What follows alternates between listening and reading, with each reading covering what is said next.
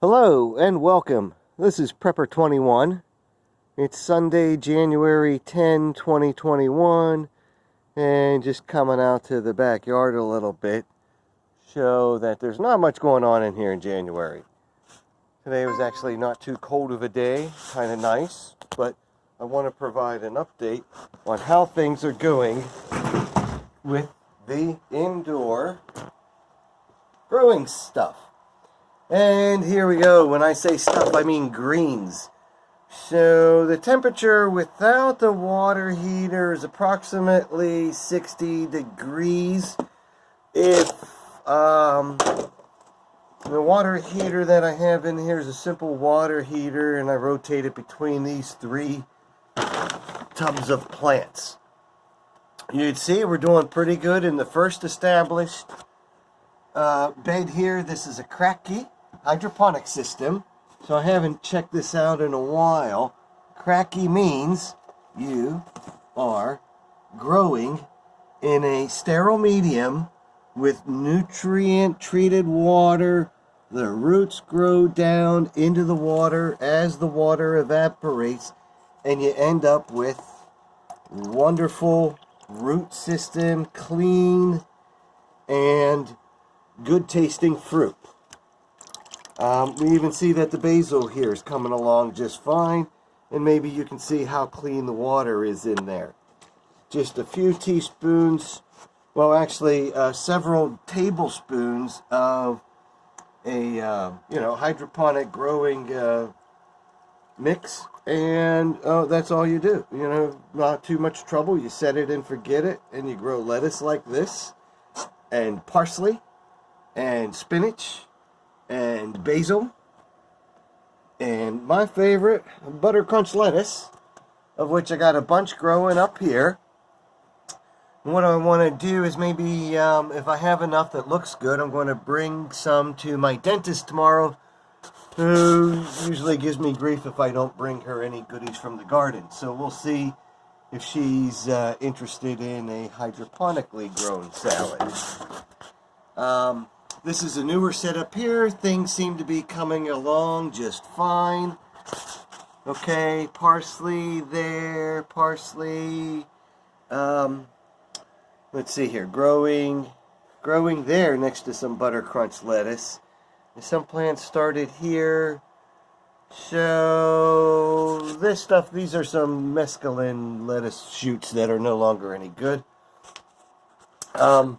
If I want to, maybe I'm going to come in and plant a few more basil seeds. I had these prepared because I wasn't sure if all of these plants would come out right, so I wanted to have some backups.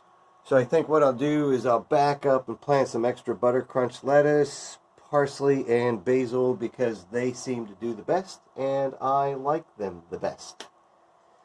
Now, down here are the microgreens. Been at it about 10 days now, regular picking, and I want to come and talk to you about them for a minute because, for the production and the quality and the taste of what you get from these kinds of microgreens is, undeniably good. Okay, undeniably good. That's, high quality. Now, the sunflower shoots are ready to go into the fridge right now because they've grown long enough that they're starting to fall over. And that's about as much as they're going to do unless you want to put them into the ground and try to grow a sunflower patch. Not going to quite happen with this. So I want to come in, I want to harvest these and put them in the fridge. And I'll use them in some cooking of stir fries along with the pea shoots. Okay, these have come out real nice. About a half a cup of seeds each. And you produce this much. And I've already been harvesting, as you can tell, I know it doesn't look like much, but you don't need much of these. I'm typically the only one who will come in and eat these, harvest them. My wife will have some from time to time as well. Reminds her of Japan and how they prepare cuisine over there. The other green that I've been growing here is arugula. And arugula is a wonderful peppery flavor full of nutrients.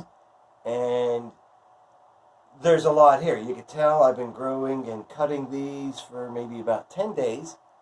And there's still quite a lot left. So I'll come in, I'll harvest some of these, I'll harvest the pea shoots.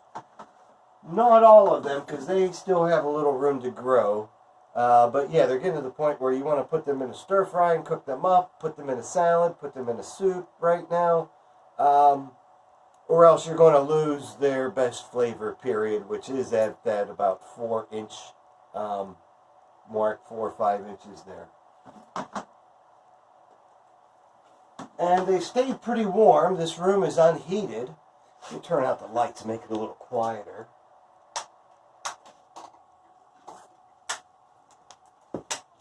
Okay, the reason that was so bright is because I've had the flies-on LED lights going at both veg and bloom on both settings, just to see how that comes around. Everything looks good behind me. I'll cover them back up with plastic soon. And let's see here.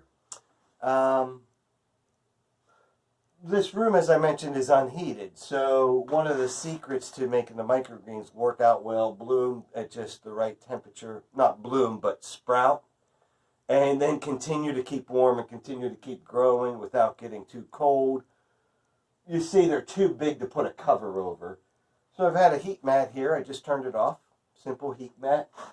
Adds a little bit of temperature to the bottom here, keeps the bottom warm, it keeps the soil warm. For the arugula, I've only grown them in a medium known as coconut coir, and I wanted to show that. You know, coconut coir is a really neat thing to have. It is a sterile medium.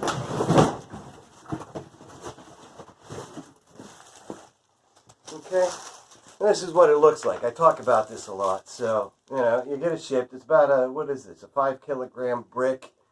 Maybe this costs $20, but I've been using quite a lot of it, or what seems to be a lot of it, but in actuality isn't much. It's very compressed. Yeah, just a little bit of water to puff up, and it makes the fine soil that I use to grow the arugula. And you know, you can see what that looks like. It's sterile and very fine once you mix it up with water and spread it out. And great for growing simple greens. For the pea shoots and the sunflower, which are higher in protein and other nutrients, macronutrients, they require a little bit more. And so I've used a typical potting soil as the medium here, and just put the seeds on top and they grow from there. And you can see, you know, you can see the seeds are sitting right on top of the soil, and they sprout. They root down into the soil and sprout from up top here. The next time I do this, I'm going to use Pinball Preparedness's recipe of vermiculite, peat moss, and fertilizer. Outside, I typically use vermiculite, peat moss, and say compost, manure mix of something to put into the big gardens outside. But for starting seedlings and plants and growing microgreens like this, I listened to his recipe, and it sounds pretty reasonable and a lot cheaper than buying potting soil all the time. So we'll look into that. I could also maybe get away... as you can see, I've had good luck here. I've had a lot of luck, so I don't want to change the mix-up. I've tried different things over the years, and I know what works. I think in the past I've tried coconut coir. Here we got it again. I've tried coconut coir, right? There. Coconut coir with worm castings to grow the pea shoots and the sunflower, but I've never gotten production like this. This is really good, really great stuff. They're great tasting. You know, I'm hungry. Just got off a long bike ride so I can use some nutrients. And the peas are cool because, you know, I never liked the taste of peas when I was a kid. But they're good. They're good for you. And when you can grow them like this and they taste better than something that you would get out of a can or at the store even. You know, no store will sell you pea shoots. I can't find any. Um, Anyways, I recommend, you know, if you need your greens in the winter, you know, go ahead, create your own little space. You don't need a room that goes right outside. It can be done indoors in the basement even. Um, Typical setup here is real simple. You know, the way that I started out was a simple shop light. Okay, 4 feet. You know, 2 bulbs there, and normally, if I was growing regular plants, I would have a residential light and then a kitchen bath light because together they give off the full spectrum of light. Um, but here, for these purposes, you see how well these plants do with just plain old white light. So that's fine. They don't last very long. It doesn't cost very much. Got a 1x6 sitting on top of a couple of cinder blocks. And then what I'll show you is I stack these, you know, so I can have, let's see, sorry about that. We can have, you know, up to, you know, 1, 2, 3 down here, row of lights. And each one would hold 2 trays. And so that's 6 trays. And so if I got plants started here, I could have up to, normally I can get about 15 plants into a tray, 6 times 15. So I always like to do more than that number though. So 6 times 15, what are we looking at? 90. And I usually grow about 200 plants each spring. Start them out. I know it seems like a lot, but they disperse out quickly in the yard. It's not an exaggeration. So if I can only get 90 here right now, what I may consider is, you know, how I do it. So the spacing and the timing of the plants. But I'll worry about that in the spring. The point is here, it's a simple system that can be expanded and used for other purposes, which is really important. Over here, again, these plants growing like this has been an experiment with the Kratky system since the summer. If things repeat and play out well like they did this summer, then I will have a really good, long, regular supply of basil, butter crunch lettuce, and parsley. Even though I got chives coming along here, you know, may be interesting, but it would have been better if I had, you know, just play with chives and keep them in the ground as a plant rather than Kratky Hydroponics. But maybe I come in and I trim them, and then they'll grow a little bit more together. Okay, so that's the update of the green room. Hope you enjoyed it. Not much of a complicated system here. You got the lights, okay? And we're all looking for chores and hobbies to do, to get prepared. What's it mean to get prepared? Well, you know, just to be able to provide for yourself a little bit of something on a regular basis that's worth a little bit of wealth, okay? And wealth is really, you know, your ability to project further into the future. With microgreens and Kratky Hydroponics, you can do it. If you got questions or concerns, advice, or better ways, please share in the comments below.